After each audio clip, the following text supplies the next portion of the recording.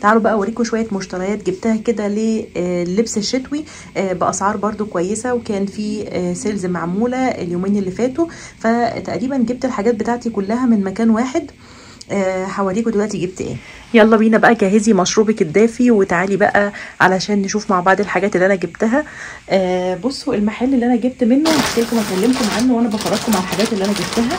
بصوا اول حاجه كنت محتاجاها جدا وكانت ناقصه عندي من دولابي هي البناطيل الشتوي.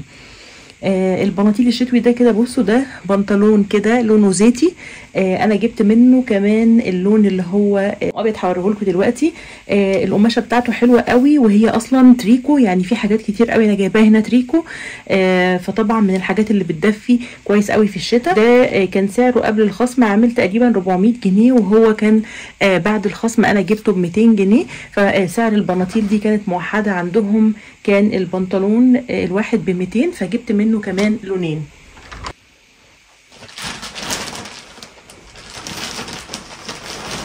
بصوا ده كده اللون التاني اللي انا جبته. طبعا هو زي ما قلت لكم تريكو، فهو مش ابيض صافي، فتحسه ابيض كده وفي لون جراي شويه، فلونه حلو قوي. وبرده كان بنفس السعر. فبصراحه الحاجات دي بتبقى عمليه جدا في الشتاء، مفيش غنى عنها في الدولاب بتاعك. بصراحه المحل كمان هناك هما مميزين قوي بالعبايات، يعني هما بيعملوا لبس كاجوال بس برضو مميزين قوي بالعبايات، سواء العبايات الصيفي او الشتوي. ففي منهم زي كوت كده عجبني قوي هناك، هو شتوي طبعا. بصوا يعني الماتيريال بتاعته حلوه قوي، هي اللي هي الخامه الجوخ، ومن جوه بيكون مبطن زي ما انتم شايفين كده. البطانه دي في سوسته طويله، والسوست بتاعتهم بصوا يعني شيك قوي. دي تقدري تمسكي منها وتقفلي الكوت نفسه من تحت لفوق، كله سوسته طويله. طبعا الحاجات دي بقى في اللبس بقى بتبقى شكل تاني خالص. اهو هنا طبعا معاه هنا الكابيشو كله فرو، ونوع الفرو كمان اللي حاطينه الكواليتي بتاعته حلوه جدا، ما هوش ناشف، لا اللي هو الفرو الطري. طبعا هو شكله في الحقيقه اجمل من كده بكتير. بيتقفل بسوسته من فوق لتحت، ومعاه طبعا فطبعا بيكون شكله شيك قوي في اللبس.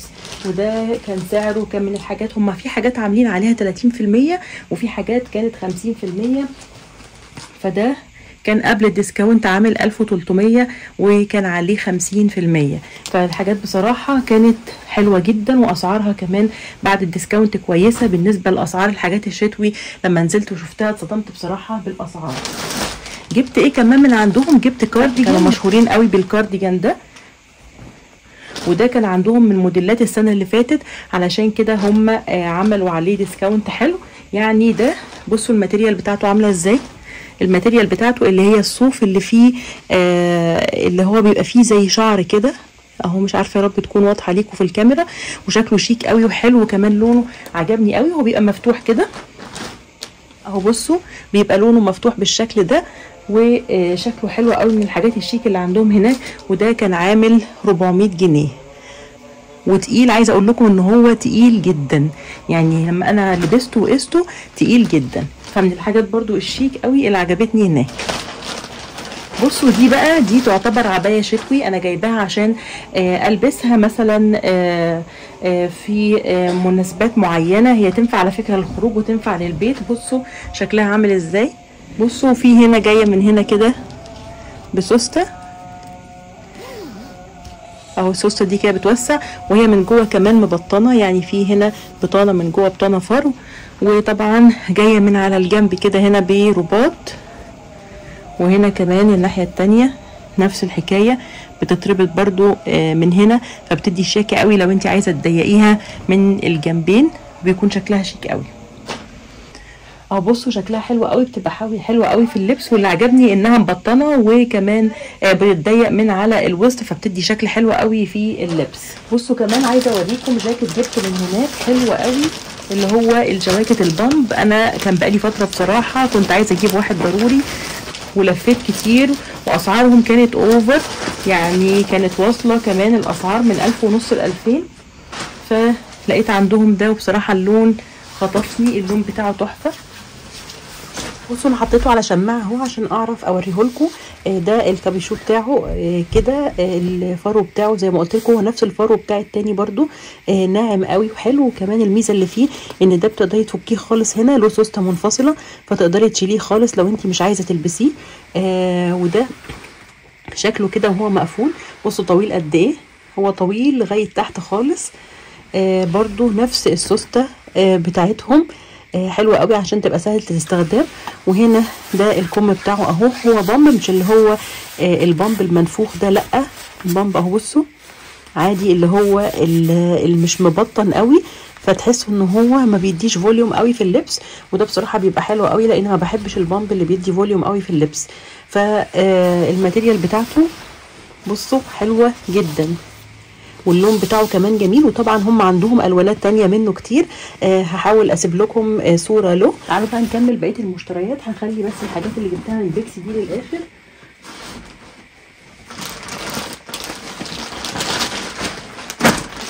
بصوا عايزه اوريكم حاجه بجد من الحاجات اللي ما ينفعش نستغنى عنها في الدولاب، هي الحاجات التريكو، وطالعه ترندي قوي كمان السنه دي. فزي ما البناطيل اللي وريتها لكم من شويه حاجات مهمه قوي في دولابك في الشتاء، كمان في الشتاء ما فيش غنى عن الحاجات التريكو دي، سريعه وسهله وبتقدري تلبسيها بسهوله، بتدفي جدا. عايزه اقول لكم ان انا استها ولبستها بصراحه بتدفي جدا. في منها بقى ستايل طويل قصير زي ما انت عايزه.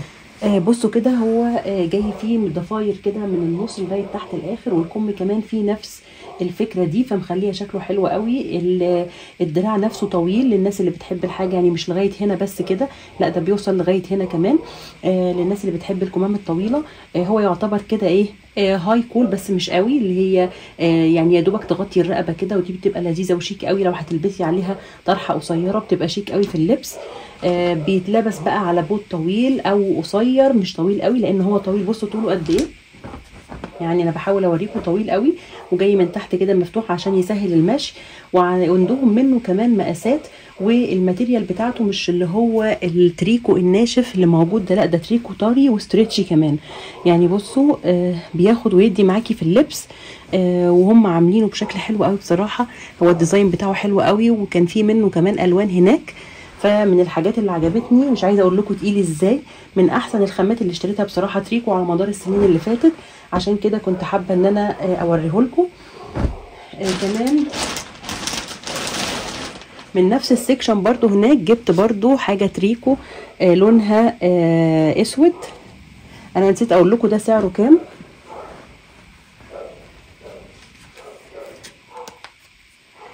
بصوا ده كان 950 قبل الخصم، وانا جبته بعد الخصم ب 400، فهو تقريبا كان عليه 50%، فكان سعره كويس جدا.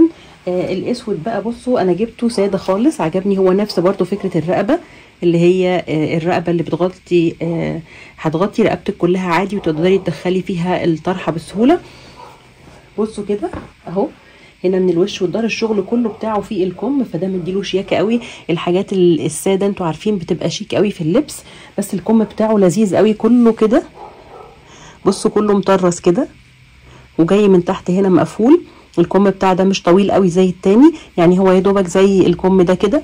فالشغل اللي في الكم ده عجبني قوي، بلس ان هو ما شاء الله مقاسه واسع، يعني من الحاجات اللي تعتبر اوفر سايز. بصوا مقاسه كبير قد ايه، تخيلوا يعني ده نفس مقاس ده، بس الفكره ان ده ستايل اوفر سايز شويه لما بتلبسيه، فبصراحه حلوه قوي. هو ده اقصر من التاني شويه، الطول بتاعه تحت الركبه بشويه بحاجه بسيطه، بس بصراحه شيك قوي في اللبس، ومن الحاجات العمليه قوي. تقدري تلبسيه لوحده، او تلبسي عليه كارديجان كات، او تقدري ان انت تلبسيه تحت اي جواكت، فبتنفع قوي الحاجات دي في الشتاء وبتبقى لذيذه قوي. اخر حاجه من ستايل التريكو ده هو اللون الماسترد. انتوا عارفين اللون الماسترد من السنه اللي فاتت تقريبا، برضو ده من السنه اللي فاتت طالع قوي ترندي. ده برضو شكله عجبني قوي. هو جاي فيه نقشه كده من هنا، ده بصراحه اخف شويه في الماتيريال، فعشان كده جبته يتلبس تحت الجواكت او الكارديجانز المفتوحه. ومن ورا هنا فيه كده زي مربعات، يعني هو من قدام شكله، من ورا شكل تاني. فبرضو من الحاجات اللذيذه قوي في اللبس، وتقدري توظفيه بقى بكذا طريقه. الحاجات دي بتتلبس على بوتات، بيبقى شكلها حلو قوي. الفتحه هنا بتاعته واسعه علشان يبقى سهل معاكي في اللبس. والكم بتاعه واخد شكل الظهر، كله واخد شكل الظهر. فبصراحه من الحاجات الحلوه قوي. وكل التريكوز دي كانت تقريبا كلها عامله 400، فسعرها كان كويس جدا. من الحاجات اللي عجبتني بقى برضو عندهم هناك هي والبناطيل والحاجات دي، بصراحه ما فيش غنى عنها في الشتاء. طيب جبت ايه تاني من هناك؟ اخر حاجه جبت، كان في سيكشن عاملين على الصيفي 50 ل 70%، فجبت من عندهم بصراحه كام حاجه، او تعتبر تقريبا حاجه واحده هوريها لكم دلوقتي. لما اوريكم الحاجه الصيفي اللي انا جبتها، في قطعه اخيره تعتبر خريفي كده، او تقدري تلبسيها في الايام اللي هي مش ساقعه قوي. هو ستايل شميز وطويل، يعني تقدري تقولي عليه شميز او تونيك. من الحاجات الحلوه قوي، هو في جاي هنا كابيشو كده، القماشه بتاعته اللي هي بتكون من جوه عامله زي الجوخ كده، ومن بره بتكون ناعمه، قماشه ناعمه من بره. هو لونه بيج، ده شكله في اللبس بجد حاجه تانية، في اللبس مختلف خالص. بصوا كده، بصوا كده، هو الكابيشو كده من فوق ونازل بقى على تحت كده، الكم بتاعه نفسه فيه هنا استك كده، وكله طبعا بزراير زي ما انتم شايفين من فوق لتحت، وهنا جاي بحزام من على الوسط. فبصراحه في اللبس بيبقى شيك قوي، وهو جاي طويل، فهو نازل تحت الركبه، طوله حلو قوي بالنسبه لي وعملي جدا. بينفع قوي في الخروجات السريعه، عايز تلبسي حاجه وتنزلي بسرعه هتلبسيه، وفوقيه الطرحه وخلاص على اي لجن انت لابساه. فبصراحه من الحاجات الحلوه قوي. وكمان الماتيريال بتاعته اللي هي مش تقيله ومش خفيفه، فهينفع كمان قوي في الايام اللي هي بين الفصول.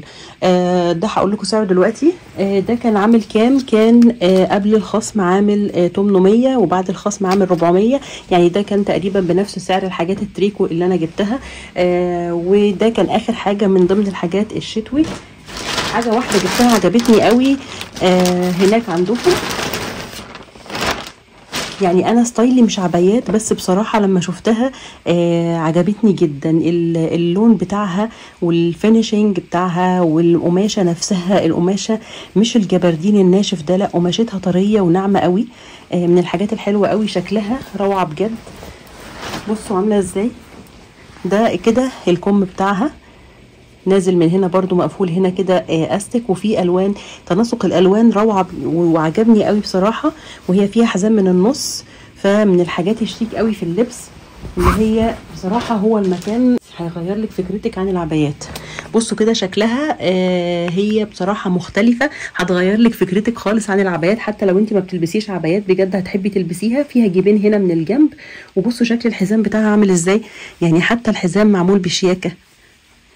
الفينيشنج بتاعهم هايل بجد. هم من المحلات الشيك قوي بالنسبه للمحجبات. لو انت عايزه تدوري على مكان فيه عبايات شيك ومحترمه وماتيريال كويسه وكواليتي عاليه قوي، بجد انصحكم بالمكان ده. هو المكان اسمه إلي، انا نسيت اقول لكم عليه، ده اسم المكان. لهم فرع في مدينه نصر عباس العقاد، وليهم فرع تاني في اسكندريه. اعتقد هم دول الفرعين اللي ليهم. وليهم صفحه على الفيسبوك، هم كمان بيقدروا يوصلوا لاي مكان عندهم دليفري. فبصراحه من الحاجات الحلوه قوي، وبتقدروا تستفادوا كمان لو هم في الاوقات اللي بيعملوا فيها اوفرز. لو تتابعوا الصفحه بتاعتهم هتعرفوا ان هم بيعملوا اوفرز في اوقات معينه من السنه. فمن الحاجات اللي عجبتني قوي بصراحه، ستايلها حلو قوي. ومن تحت طبعا هتلاقوا فيها فتحه كده علشان خاطر المشي. سوستتها موجوده للاخر. السوست عندهم يعني بصراحه كل حاجه مهتمين بيها جدا، مهتمين بالتفاصيل. قليل لما تلاقي محل بيهتم قوي بكل التفاصيل دي. يعني لو لقيتي ماتيريال حلوه هتلاقي الاكسسوارز بايظه، لو لقيتي الاكسسوارز كويسه هتلاقي الماتيريال نفسها بتوبر مش كويسه. فبصراحه الحاجات عندهم حلوه قوي. بالنسبه لي كان اول مره اتعامل مع المحل ده، انبسطت قوي بالحاجات اللي موجوده هناك. فحبيت ان انا افرجكم على الحاجات اللي انا جبتها. وفي الاخر بقى وانا ماشيه كان في عندهم، يعني هم مش طرح كتير، بس هي شويه طرح كده عندهم هناك. فانا اشتريت الطرحه دي. اللي عجبني فيها وبصراحه هو لونها، وهي شويه يعني ايه، تحسوا ان فيها لمعه شويه كده، لكن هي ما فيهاش حاجه بتلمع. لكن هو ستايل القماشه نفسه كده، اللون بتاعها شدني قوي بصراحه. مش عارفه هو نحاسي ولا مدي كاكاوي شويه، مش عارفه بصراحه، بس عجبني قوي انها عريضه. بصوا الطرحه عريضه قد ايه، عريضه وطويله، وكان سعرها 125. ده سعرها الطبيعي من غير اي ديسكاونت ولا حاجه. لقيت ان هي تبع ماركه لوفوال، ودي ماركه معروفه في الطرح، فبصراحه من الحاجات برضو اللي عجبتني قوي عندهم هناك، وحبيت انقل لكم التجربه دي عشان لو حد حابب يجيب حاجه الشتوي. هلم بقى الحاجات دي وبعدين اوريكم جبت ايه من بيكسي.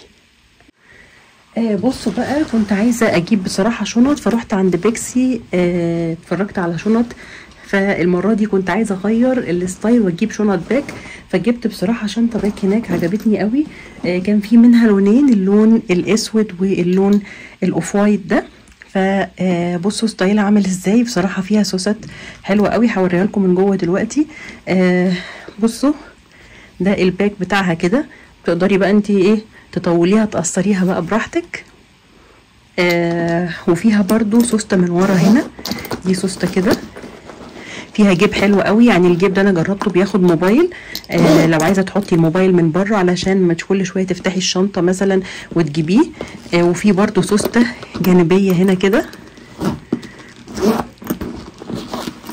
بصوا اهو برضو السوسته دي حلوه قوي.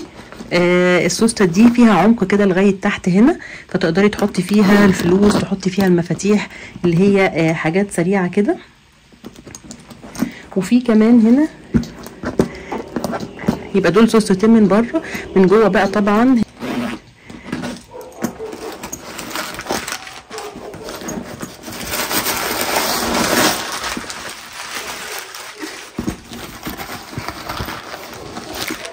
بصوا العمق بتاعها قد ايه، غويطه قوي. بصوا يعني هي واخده ايدي كلها جوه، غويطه قوي من جوه، متبطنه طبعا. وفي سوسته طبعا اهي، في سوسته داخليه، الجيب بتاعها حلو برضو اهي، الجيب بتاعها بصراحه كبير، مش اللي هي الجيوب الصغيره، فبصراحه عجبتني قوي. الفينشنج بتاعها حلو واستعمالها سهل جدا. كميه السوست اللي موجوده سواء هنا بره هنا او هنا، فمن الحاجات اللي شكلها عجبني قوي. وهنا بتقفل برضو كده، فشكلها لذيذ قوي. وقلت ان انا اوريكم الستايلنج ده، عندهم منه الوان تانية برضو، بس انا اللون ده ما كانش عندي فحبيت اجيبه. دي بصراحة كبيرة، يعني الشنطة دي تاخد حاجات كتير مش صغيرة، دي شنطة كبيرة. هوريكم بقى الشنطة الصغيرة التانية اللي انا جبتها. بصوا بقى الشنطة التانية اللي جبتها دي، بصراحة دي انا طلبتها اونلاين، هقول لكم القصة بتاعتها ايه.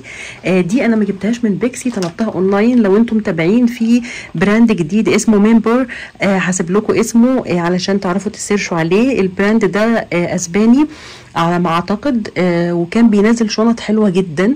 انا اتفرجت عليها بنفسي في مكان قبل كده وعجبتني الكواليتي بتاعتها، فقلت ان انا اجرب يعني اجيب منهم شنطه.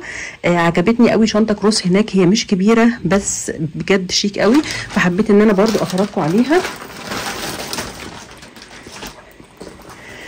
بصوا ده شكلها، الشنطه تحفه، التقفيل بتاع الحاجه حلوه قوي، حتى الاكسسوارات اللي بيستعملوها، الجلد بتاعهم بصوا طري ازاي، بصوا الجلد مهما تنتيه، بصوا مهما تنتيه مش بيتنى، مش ناشف، مش بيتقشر. بصراحه جميله جدا، عجبتني قوي. وشكلها كمان شيك قوي في اللبس.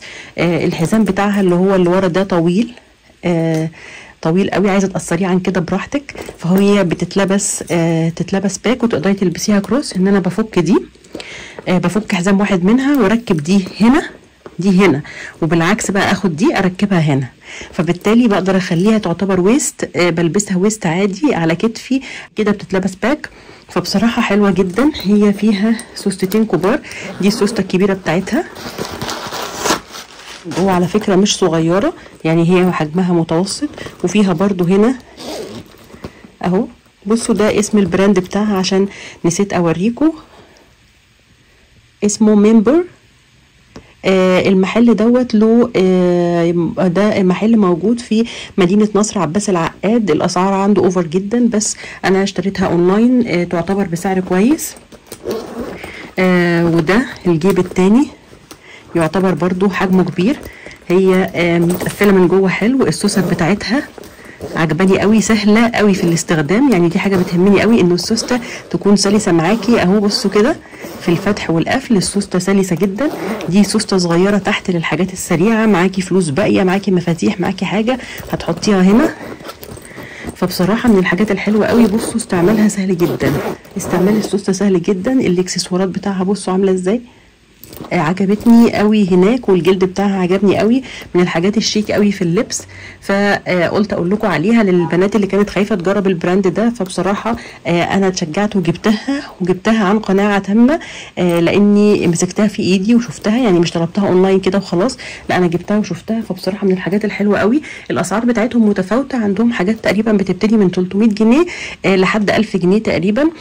فدي كان سعرها متوسط، وبصراحه الفينيشنج بتاعها حلو قوي وهتليق على حاجات كتير، فحبيت ان انا اوريها لكم. بس كده يا بنات زي ما انتم شايفين كده، المره دي حبيت ان انا اغير الستايل واجيب حاجات تتلبس باك غير الشنط العاديه التقليديه. فاتمنى تكون الحاجات اللي انا جبتها عجبتكم، وتكونوا استفدتوا من الجوله في المشتريات. ولو ليكم اي سؤال سيبوهولي تحت في الكومنتات، ان شاء الله هرد عليه على طول. وسنه سعيده عليكم ان شاء الله.